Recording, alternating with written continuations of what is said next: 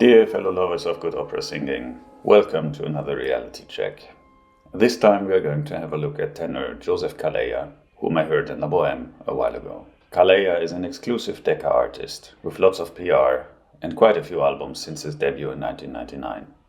On these albums, he sings arias from operas like La Traviata, La Bohème, Macbeth, Rigoletto, Madama Butterfly, and so on. But he also included some heavier repertoire, such as Tosca, Ma non l'esco, and Un ballo in maschera. And on his last album, he even added arias and scenes from Aida, Il Trovatore, La Forza, and, of course, every tenor's wet dream, Otello. Judging from the choice of repertoire on his albums, Calleja has to be a spinto or even a dramatic tenor, who can also sing lyric repertoire, an all-rounder in the style of Dupré, Stagno, Deresque, Roswenge, or Tucker.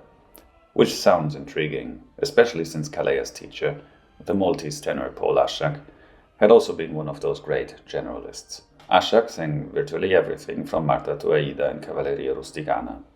His material and technique somewhat reminded of the old masters. An exquisitely bright tenor timbre, combined with excellent projection, squillo, an easy top, volume and staying power, in that regard reminiscent of people like Lori Volpi and the likes.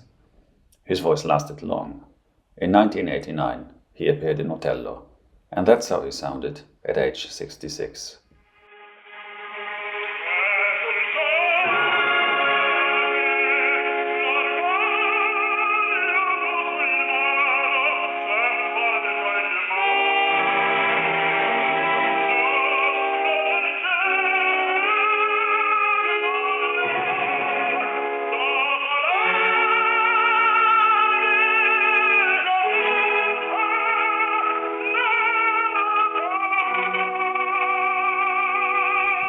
Calleja, judging from his albums, seems to have copied some of his able teacher's best features, even though the voice always seemed a tad nasal, and even though his vibrato appears to be closer to a caprino than anything, he seems like an interesting, different artist.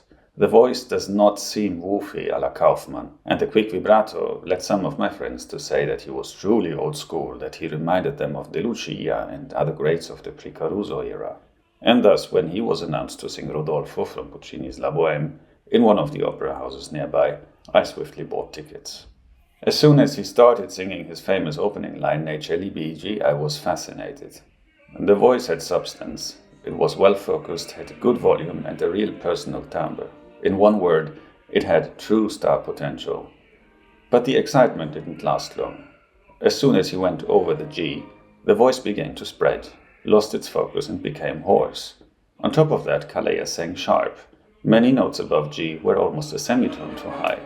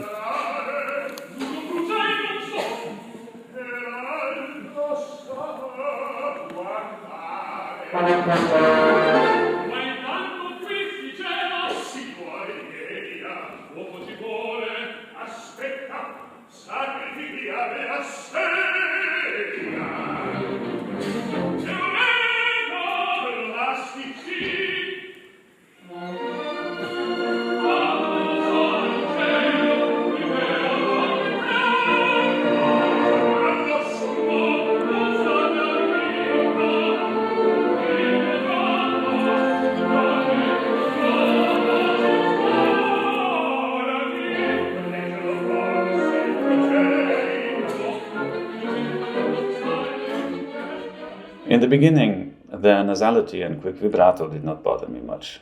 Nasality is, after all, part of the French school that has produced many a marvelous singer. Krauss, whom I respect immensely, always had a slightly nasal sound, and almost all the great basses of the Russian school had a nasal sound. Just listen to Raizen or Christoph. And there is, after all, a big difference between singing with the nose, or into and through the nose. But in Calleja's case, it was just too much. After a minute, I felt like having smelled too many perfumes in too short a time, and my ears required a break. The same goes for his vibrato. In good singing, vibrato is a means of expression. In his case, it seemed to be a vocal defect, and an annoying one to boot. He sounded like a stuck doorbell and got monotonous quickly. When he arrived at Act 1's big aria, he had it transposed by a semitone, and yet he could not deliver it properly. He was often very sharp, except for the B natural, of course. The sound got hoarse and lacked any kind of substance. Diet Coke.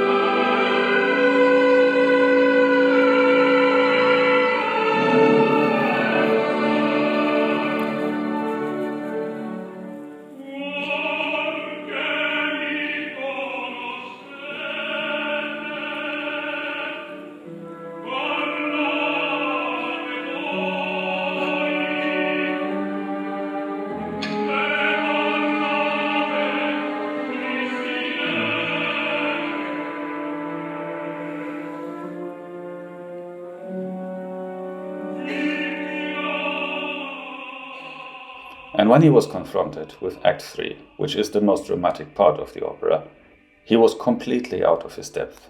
In order to sound more dramatic, he blew up his middle voice so much that he couldn't handle the weight when pulling it up into the high register. He reminded me of the stereotypical ego lifter at the gym, swinging and wobbling, looking miserable and helpless.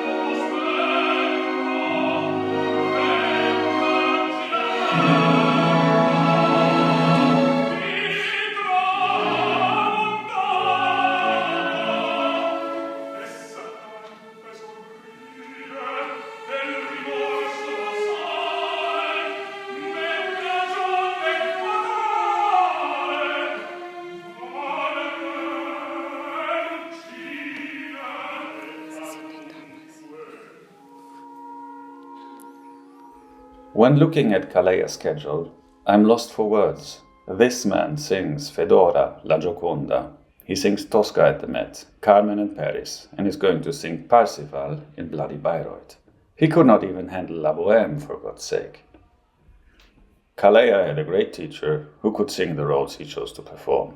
He should rework his voice and stick to lighter repertoire that allows him to sing high notes without getting hoarse. He should listen to recordings such as this in-house recording and not to the ones engineered by DECCA. They clearly are the result of heavy electronical doping and give a false impression. He should face his vocal problems instead of getting blinded by his own PR. Don't get high on your own supply, they say. People like Del Monaco and Corelli regularly asked colleagues to tape their performances for self-monitoring, even after they had become great stars. They knew that listening to their own professionally produced records would not help. Calleja surely is able to hear that his voice is off. Opera managers should stop hiring him as Cavaradossi, Don José, Loris Ipanov or Parsifal, even if his name fills the house. When a tenor can't sing properly above the passaggio, tell him to go home and study, for his own sake, for the music's sake, and finally out of respect for your audience. They are paying your bills. Audiences, however, are also playing a crucial part in the equation, conspiring with the singer in some kind of mutual denial. When his fans notice that the singing isn't like on the albums, they find all kinds of excuses. He's too young, too old, too sick, too this and that. They applaud him anyways. The artist, upon hearing the uncritical, reassuring applause, believes that things couldn't be better, and nothing is ever going to change. In real life, Calleja does not sing the roles he sang on his last album. No Radames, no Manrico, no Otello. Thanks God, we could say. But on the other hand, he's one of the prime examples of voices that are made by the industry. They work on albums, but they won't work just as well in the theater. Why would you record tons of arias from roles that you can never sing successfully on stage? But that's how things are done nowadays. The reference point isn't the theater, it is the album. In the old days, the reference point was the performance. Singers usually got to make a record first after they had proven themselves on stage in the role they'd later preserve on record. Already in the 1930s and 40s, however, you could see that a change of this golden rule was about to come. In movies, for example, you could see singers who hardly ever sang on stage, or someone like Gigli sing a few scenes from Otello. Io mi potevi scagliar tutti i mali dalla miseria, dalla vergogna. The decisive change, however, happened when the LP became big business. By the 1970s, the music industry blew stars out of proportion to such an extent that they got to record roles they'd never sung and eventually would never sing on stage. Just think of Pavarotti's Guillaume Tell, which took a few years to make and never made it to any stage. Or Ricciarelli's Turandot. Well, Ricciarelli at least attempted to sing Aida in real life after her record of the same opera had come out, but she was booed so badly that she quickly dropped the role, and her trying to sing live what had only been made possible by studio magic eventually cost her her voice, which I think is tragic. Before she got carried away by Karajan and Deutsche Grammophon, her voice was splendid. Yes, I confess, I love young Ricciarelli. But that's what happens when singers are judged for a market value created by electronics, and not for what they can deliver in real life. Thanks for watching.